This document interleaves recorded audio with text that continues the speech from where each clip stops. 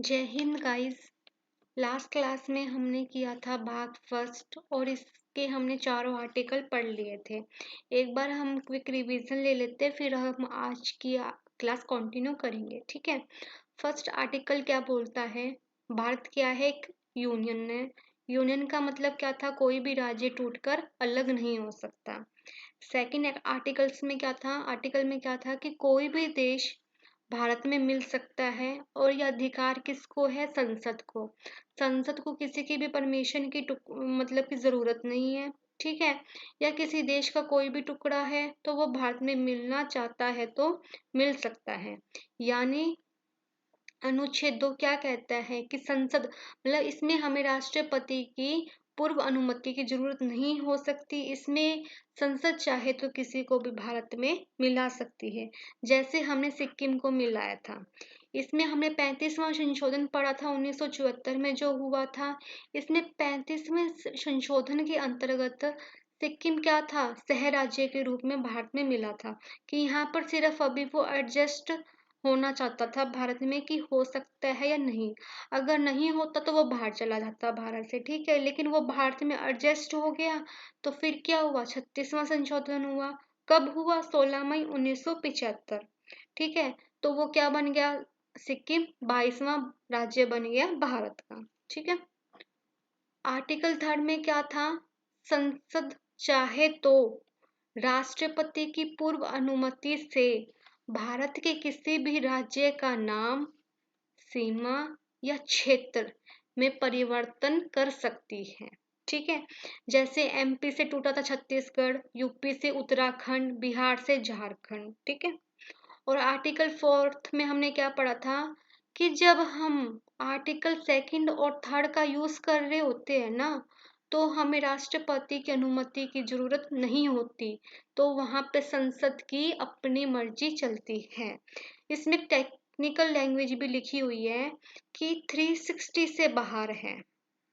क्या लिखा हुआ है कि जब हम सेकंड एंड थर्ड का यूज करते हैं ना, तो वो 360 से बाहर है। मतलब 360 में इंक्लूड नहीं होते आर्टिकल 2 और 3। इसका क्या मतलब है कि जो 368 में जो जो आर्टिकल आएंगे ना, उसमें हमें राष्ट्रपति के साइन की जरूरत होती है। लेकिन सेकंड और थर्ड में तो हमें राष्ट्रपति की परमिशन चाहिए ही नहीं, उनके साइन चाहिए ही नहीं। तो क्या है? वो 368 आर्टिकल से बाहर है। ठीक है दोस्तों, ये हमने पहले की क्लास में कर लिया था। अगर जिसने भी पहले की क्लास नहीं लगाई है, पहले वो मतलब पीछे वाली क्लास लगाए, देन आगे की क्लास कंटिन्यू करें। ठीक है। अब हम आज की क्लास देखते हैं। अब हमें कुछ हमने पढ़ा था यूनियन। ठीक है। भारत क्या है? यूनियन है। मतलब 28 राज्य हैं और 8 यूटी है। लेकिन पहले ऐसा नहीं था जो हम आज देख रहे हैं। मतलब 28 राज्य और 8 राज्य में नहीं बटा था। ठीक है। अगर हम कुछ बैकग्राउंड में चले, जब देश आजाद हुआ था तो भारत का ये यूनियन कैसे दिखता था? उस समय ये यूनियन 552 देसी रियासतों में टूटा हुआ था। ठीक है। तो जो आज भारत एक राज्य है ना, उस समय एक राज्य नहीं था। उस समय क्या था? उस समय ना ये ग्रुप में बटा हुआ था। जैसे A group, B group, C group और डी ग्रुप। 4 ग्रुप में बटा हुआ था, ए बी सी और डी। ठीक है। ए ग्रुप में कौन से राज्य आते थे? जो ब्रिटिश के कंट्रोल में थे, ब्रिटिशर्स के। ठीक है। अंग्रेजों के कंट्रोल में थे ब्रिटिश।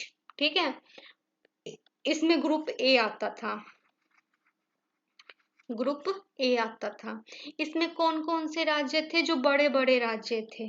ठीक है। इसमें पंजाब, बंगाल, ये सारे राज्य ब्रिटिश ने हड़प रखे थे और ये सारे अंग्रेजों के कंट्रोल में आते थे। ठीक है। लॉर्ड डलहौजी की क्या नीति थी कि मैक्सिमम से मैक्सिमम हम राज्य हड़पे और अपने कंट्रोल में ले। ठीक है। इसके अंदर 9 राज्य इंक्लूड थे। कितने राज्य इंक्लूड थे? 9 राज्य इंक्लूड थे। ग्रुप बी में कौन से आते हैं? प्रिंसिलरी स्टेट। प्रिंसिलरी। ठीक है। प्रिंसिलरी स्टेट आते हैं। इसमें क्या था? इसमें ना ब्रिटिश के वफादार थे। ब्रिटिश के वफादार चलाते थे इन राज्यों को। वफादार, उनके वफादार, मतलब एक टाइम से ब्रिटिश के चमचे। इसमें मैं एग्जांपल दूं तो आपको जूनागढ़ आता था, जूनागढ़, और हैदराबाद तो सबसे फेमस था इसमें, ठीक है। जूनागढ़ और हैदराबाद आता था, ठीक है। कौन से में? ग्रुप बी में। इसमें भी कितने थे? 9 थे, ठीक है। और इसमें ग्रुप सी में कौन से थे? इसमें कमिश्नरी स्टेट थे। सी में कौन से थे? कमिश्नरी स्टेट, कमिश्नरी। इसमें कौन से आते थे? इसमें ना क्या था, मैं आपको बताती हूँ। जैसे आपने हिस्ट्री में पढ़ा होगा 1857 की क्रांति, ठीक है। 1857 की क्रांति के समय क्या हुआ था? भारत ने अंग्रेजों को ना बहुत मारा था, ठीक है। उनको बहुत परेशान किया था भारतीयों ने अंग्रेजों को। तो उनकी जो हड़प नीति थी ना, वो खत्म हो गई थी। वो बोले कि ठीक है, अब हम और नया राज्य नहीं हड़पेंगे भारत में, ठीक है। तो ग्रुप सी में कौन शासन करेगा? ना तो यहाँ पे कोई राजा शासन करेगा, अंग्रेज बोले, ना यहाँ पे कोई ब्रिटिश शासन करेगा, ठीक है। बोले, इन्होंने एक प्लान बनाया और बोले कि यहाँ पर ग्रुप सी में ना एक कमिश्नर आएगा, कमिश्नर आएगा। और वो कमिश्नर कौन भेजेगा? अंग्रेज, ब्रिटिश, ठीक है। एक कमिश्नर आएगा और वो कमिश्नर कौन भेजेगा? ब्रिटिश। तो मतलब इनडायरेक्टली किसका ही शासन हुआ? ब्रिटिश का ही शासन हुआ ना। इनका प्लान देखो कि ना राजा करेगा ना ब्रिटिश करेगा, लेकिन एक कमिश्नर आएगा और वो कमिश्नर कौन भेजेगा? ब्रिटिश भेजेंगे, ठीक है। अब आप ये सोच रहे होंगे कि फिर तो ये ग्रुप सी वाला है, वो ग्रुप ए में ही क्यों इंक्लूड नहीं हुआ, ठीक है। मैं आपको बताती हूँ। जैसे कि बड़े बड़े राज्य थे, जैसे कि राजस्थान, ठीक है। ये क्या करते थे? पूरे राज्य को नहीं हड़पते थे, मतलब कंट्रोल नहीं करते थे। राजस्थान के कोई एक बड़े एरिया को, मान लो राजस्थान का जैसे कि सबसे बड़ा शहर है जयपुर, ठीक है। ये सिर्फ वहां पर अपना कंट्रोल रखते थे और मैक्सिमम अपना काम वहीं से करते थे, उस राज्य के बड़े शहर से। मान लो पंजाब में अमृतसर हो गया, ठीक है, इंदौर हो गया, ठीक है। वहां से अपना ये बड़े बड़े राज्य में इनके कमिश्नर बैठते थे और वहां से ही कंट्रोल करते थे। इससे क्या होता था? एक तो क्या है कि पूरे राज्य पे आप सोचो, पूरे राजस्थान को कंट्रोल करना कितना मुश्किल है, लेकिन एक जयपुर को कंट्रोल करना तो इजी है ना। तो इसलिए वो पूरे राजस्थान को कंट्रोल नहीं करते थे, वहां के एक मतलब कि राज्य को, एक शहर को कंट्रोल करते थे। और वो उनको मैक्सिमम क्या देता था? प्रॉफिट देता था, मैक्सिमम लाभ देता था उनको, ठीक है। आई होप आपको इतना समझ आया होगा। अब ग्रुप डी में क्या था? Union territory, union territory. इसमें सिर्फ एक ही था, अंडमान एंड निकोबार, ठीक है, एक ही था इसमें। ग्रुप ए में कितने थे? 9, बी में 9, बी में भी 9, और सी में 10, और डी में 1, ठीक है। आई होप आपको ये चारों ग्रुप क्लियर हो गए होंगे कि पहले कैसे बटे हुए थे, ठीक है। अब हम आगे बढ़ते हैं। अब हम आगे देखते हैं कि जैसे कि मैंने आपको बताया कि 1951 में जब सरकार बनी थी ना, तो सरदार पटेल और वीपी मेनन की जिम्मेदारी थी कि जो 552 राज्यों में, मतलब 552 टुकड़े थे देश के, उनको इकट्ठा करना और भारत राज्य में मिलाना, ठीक है, भारत राज्य में मिलाना। और अंग्रेज क्या चाहते थे? अंग्रेज का कहना था कि इन्होंने पाक और भारत का विभाजन तो कर ही दिया था, और ये 552 राज्यों को पता है क्या कहते थे? कि आप भी चाहो तो अपना एक अलग से भी देश बना सकते हो।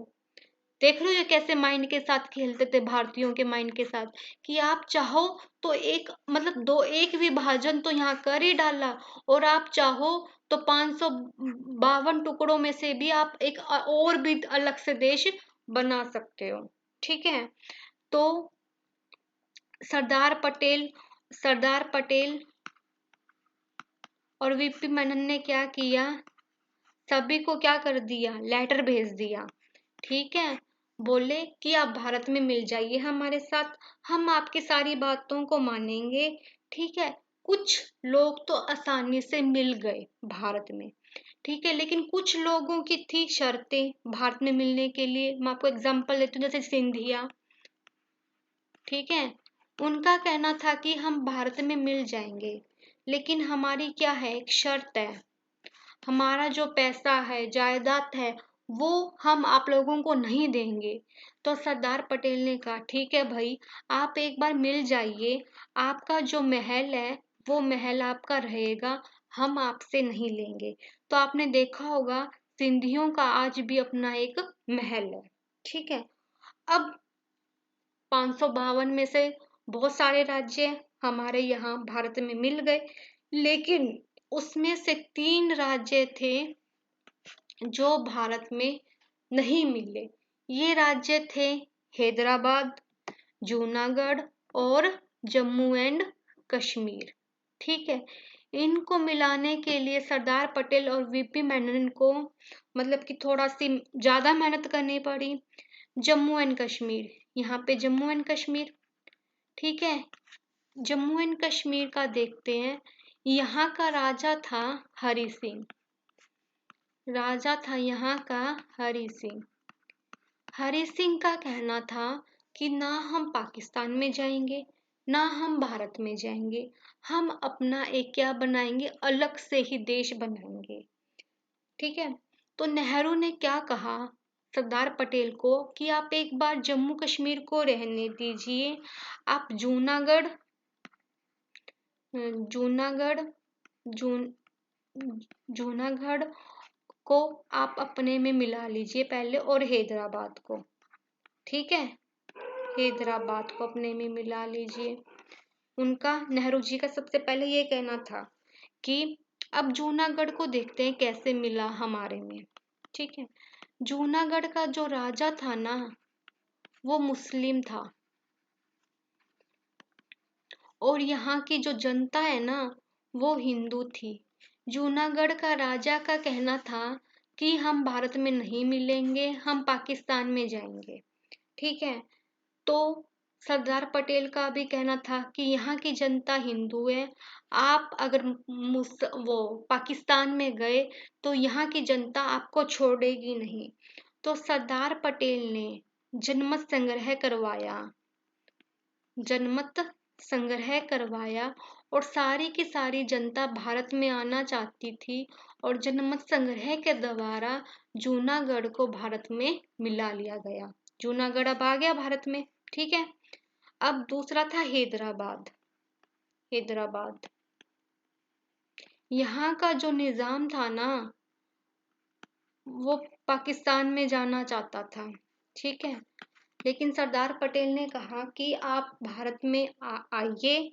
ठीक है, आप पाकिस्तान में ना जाइए, लेकिन यहाँ का निजाम वो मान ही नहीं रहा था। ठीक है, ये बोला कि अगर हैदराबाद को आपने भारत में मिला लिया तो मेरी लाश के ऊपर से आपको जाना पड़ेगा। सरदार पटेल ने भी कहा कि हमें कोई हर्ज नहीं है, हम ये करने को तैयार है। ठीक है, तो निजाम ने क्या कर दिया, यूएनओ को फोन कर दिया। यूएनओ जो 1945 में बना था, कि यूएनओ को फोन कर दिया। यूएनओ को अपना रूल है कि कोई भी देश अपने आप में इंडिपेंडेंट हो सकता है अगर वो होना चाहे तो। अब यूएनओ का मैसेज आ गया, किसके पास आया, नेहरू के पास आ गया, कि आप हैदराबाद में कोई भी सेना नहीं भेज सकते। तो पटेल ने भी कहा, सरदार पटेल ने जी कहा कि ठीक है, हम कोई सेना नहीं भेजेंगे हैदराबाद में।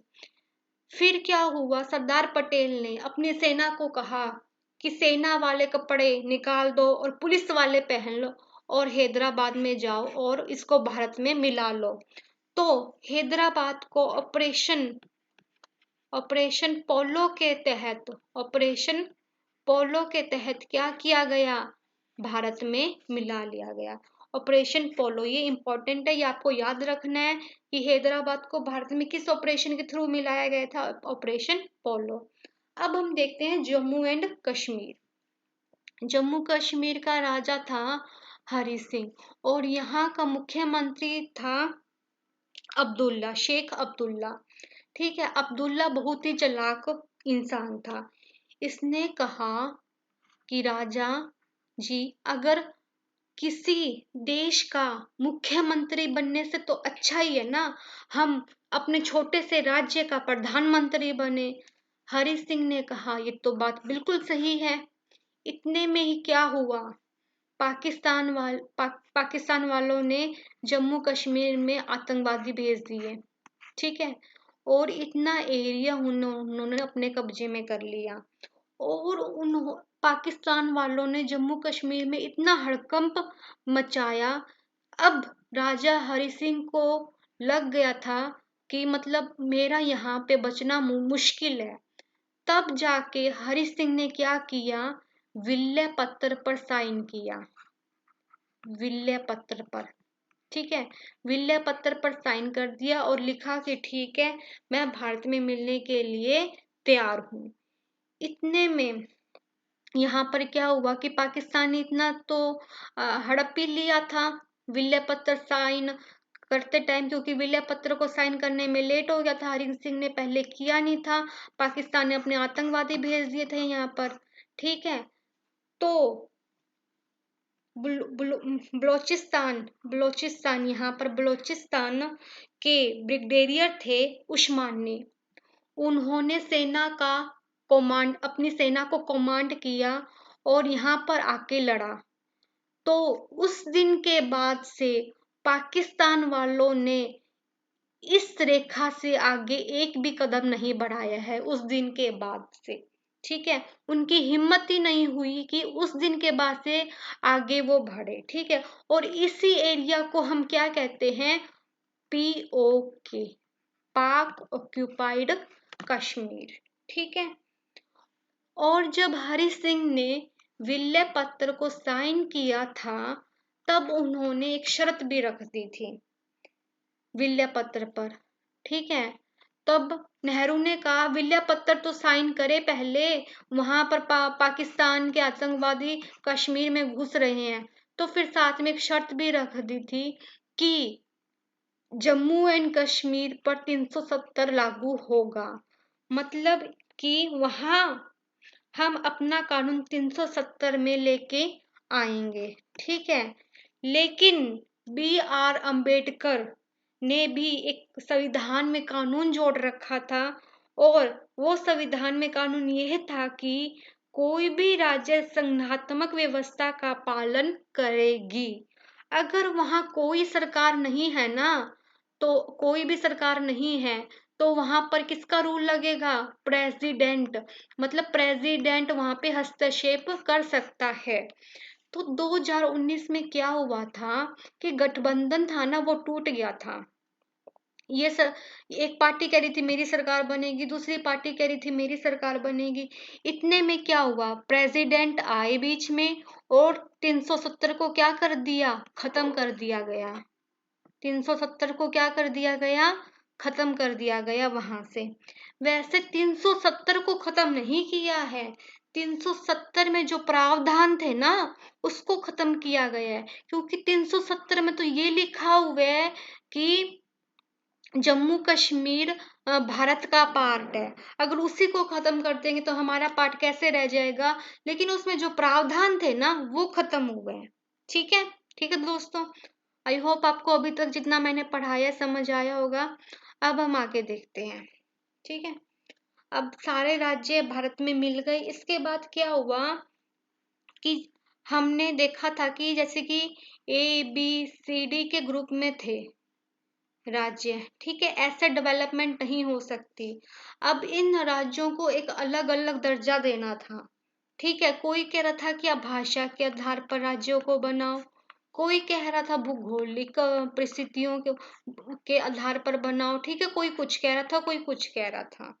ठीक है, इतने में ही क्या हुआ, आंध्र प्रदेश के एक व्यक्ति थे पेट्टू, श्री पेट्टू लाल। ठीक है, इन्होंने क्या कि 56 दिन तक ना भूख हड़ताल की और फिर उनकी क्या हो गई, डेथ हो गई लास्ट में। तो आंध्र प्रदेश में एक हड़कंप मच गया इनकी डेथ से। इन्होंने भूख हड़ताल की थी 56 दिन तक लगातार।